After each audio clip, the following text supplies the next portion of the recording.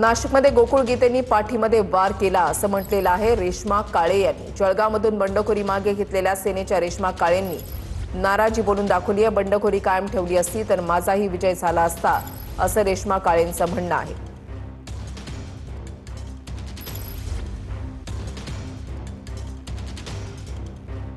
काय सांगणार ताई, तुम्ही ज्या उमेदवारासाठी जळगावमध्ये माघार घेतली त्याच उमेदवाराचा नाशिकमध्ये विजय झालेला आहे। हे बघा, आमच्या साहेबांना आम्हाला पाठीवर वार करणं शिकवलं नाही, छातीवर वार करायचा। आणि हे दिसून येत आहेत की नक्कीच त्यांना पाठीवर वार केलेला आहे।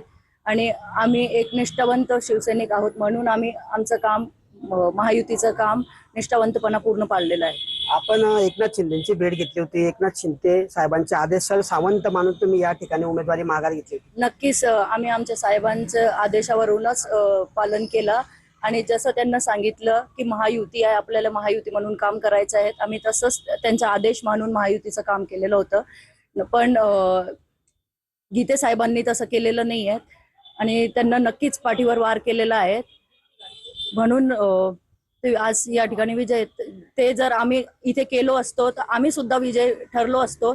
पण आमचं एक शिवसैनिक म्हणून, आम्ही कट्टर शिवसैनिक म्हणून आम्ही आमच्या साहेबांचा आदेश मानलेला आहे। किशोर, तर आता रेश्मा काळेंची प्रतिक्रिया या ठिकाणी आलेली आहे। नाशिकमध्ये युती धर्म पाळला गेला नाही असं मोठं दुःख वाटत असल्याचं रेश्मा काळे यांनी म्हटलेलं आहे। नाशिकमध्ये गोकुळ गीतेंनी पाठीमध्ये वार केल्याची टीका रेश्मा काळेंनी केली आहे।